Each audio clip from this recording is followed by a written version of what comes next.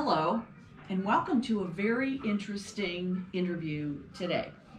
My name is Karen Wojcik, and our videographer is Mary Neff. We are going to interview nationally recognized basket artist Joan Moore. Joan is one of many artists in the art shop located inside the Huron Valley Council for the Arts in Highland, Michigan, at 205 West Livingston Road, inside the old church. We're a cooperative of local artists collaborating to sell our work, and we offer a wide variety of one-of-a-kind gift items. At present, we're accepting applications from artists who would like to join the art shop. Information is available on the website www.huronvalleyarts.org. So, Joan, thank you for hosting us today. It's generous of you to let us come into your home, into your world here. So, how did you find your way to making baskets? Where did it start for you? Well, I really have to give credit to Denise Tyler, who taught a community school class, and we made a napkin basket, and I just loved it. And after that, I just was hooked and wanted to find more information about it. At that point, there was a wonderful basket shop in Plymouth called Plymouth Reed and Kane, and Grace Cable taught there. And I was fortunate in that our family had Edith Bondi, who was a native who worked in Black Ash, and she came to our farm. We gave her we're happy to give her logs, and then she taught me how to use black ash. Oh my goodness. So you're starting to talk about the materials here. What materials do you generally work in? Are there preferred materials, or where's your head on that? The commercially available materials, which come from basket shop, just like if you're going into a wool shop. Doesn't mean we're going out to the sheep necessarily spin the wool. Spinning the wool. Okay. You can buy a variety of sizes. This basket has got 11/64 flat oval, which is the natural, and I have dyed it different colors. I started out picturing that it was green and blue and ended up with sky. And how do you dye it? And I use a commercial RIT dye, which I buy from a company down in Indiana. Okay. Is it for basket making? No, not necessarily. Okay. But I've come up with formulas for colors that I like. Okay. The commercial dyes worked better. I started out using natural dyes, but you're working with mordants to set the dyes that really I shouldn't be playing with, like copper. So commercial dyes worked a lot better. It's a lot better. Okay. And so now I see other sizes here. So what other varieties of material do you like to work in? Well, you can buy what's generally called reed. Okay. In a variety of sizes, from round reed, which is what this basket is done with, different sizes of round reed.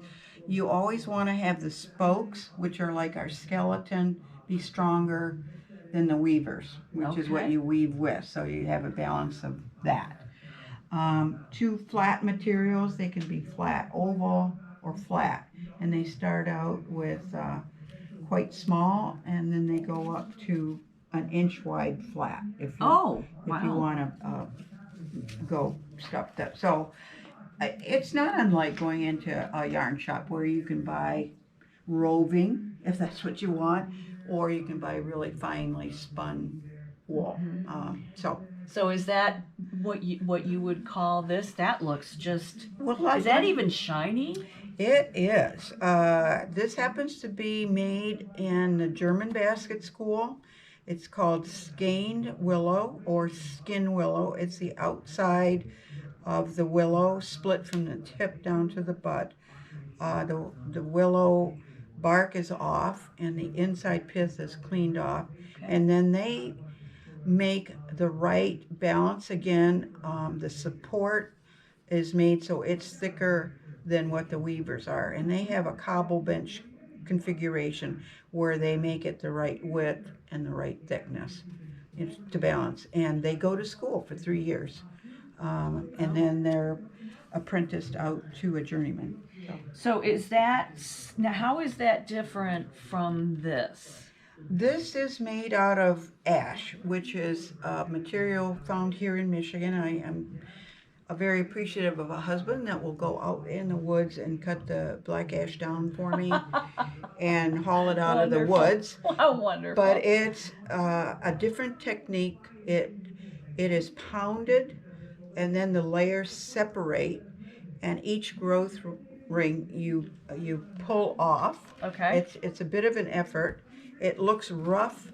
I'm not sure if we can see it, but it looks rough like this. This is rough ash. Okay. And if you pull it even tension open like that, you will get a real satin sheen kind of ash. Oh. And it will look shiny like this. Looks like a ribbon. This is a sure satin ribbon. I hope that's coming up on the camera, Mary, because my goodness, that is just beautiful. This is then, they take the half that was split, so there's one side that's shiny and there'll be one side that's rough like this. This has been split again. So this is called double satin because it's shiny on both sides. Oh. And there again, it's a wood product, but you can make it as tiny as this. So I brought up some little tiny ash that you can use for weaver, and obviously it's made quite thin so you can make miniature baskets and flexible. This obviously is a weaver. So I want to hear about this. Well, this was a total surprise to me in that I took these two baskets to the basket convention, which is held in Grand Rapids this past week through the weekend. And after COVID, I thought they probably need all the help they can get with exhibits. So the theme was Magic of Baskets. So I took 3 entries, and this particular entry was 1. I said the magic of size. So I took what was a Chitamachi design. Here, let me hold that for you. Oh, okay. I'll hold this. Which is the center part here, and Okay. did it in miniature. This happens to be cane, both cane that you can purchase here and Japanese cane, which I'm fortunate to buy from one of our Japanese basket makers. Oh, wow. Because the cane is dyed twice. It's got a little green edge to it, and they shave it down and dye it again, which is how they get the double color. But this is all out of ash, as far as the spokes and the weavers, plus wax linen. And in this one, is that what that is? This is wax. The wax linen, when you do a twill, it wants to slip. So you need something, and in this case I use wax linen to hold the design in place. So this particular weave, I started out with a twining weave. It's called triple weave. It's done with 3 weavers. Then the middle section is twining meaning twin, is with 2 weavers. But it locks the pattern in.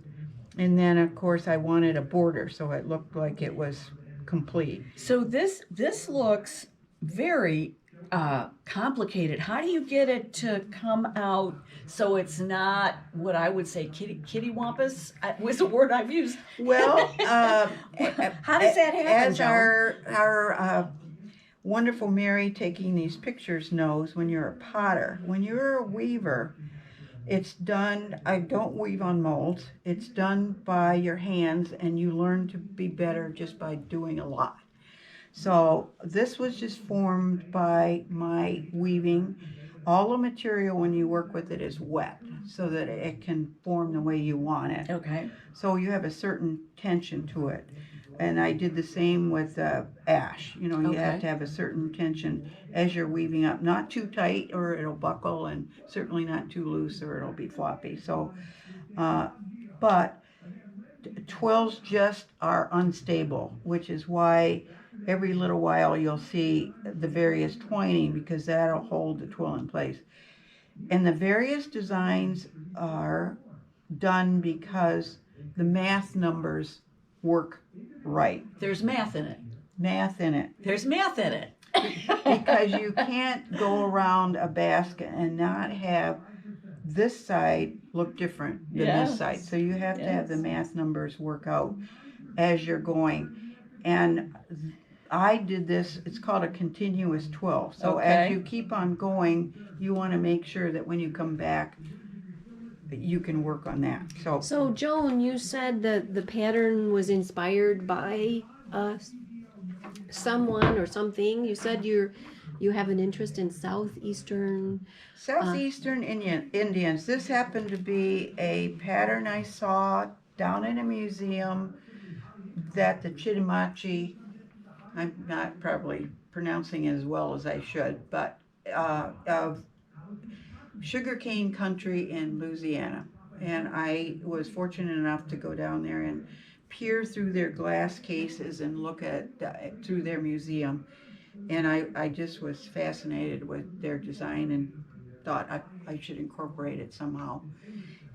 So the center design is the Chitimachi, and then I just tried to augment it with other 12s. My goodness. It's beautiful. Absolutely stunning. Absolutely stunning. Well, thank you. So we hope that you have enjoyed this interview with Joan Moore. Joan's work is available in the art shop, and as you can imagine, her work makes wonderful gifts. You'll find a variety of artists in the art shop. Come and see us at Arts and Greens Holiday Market, November 20th and 21st at the Bogey Lake Greenhouses. It's always the weekend before Thanksgiving. Complete information can be found on the web at www.huronvalleyarts.org. Keep an eye on the website for shopping hours, and as the shop ramps up for holiday shopping right after Thanksgiving.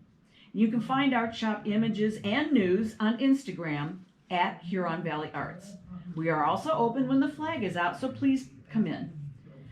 Again, the art shop is located inside Huron Valley Council for the Arts in Highland, 205 West Livingston Road in Highland. I said that. Thank you for supporting local artists. Thank you, Joan, for the great interview. You're welcome. Yeah.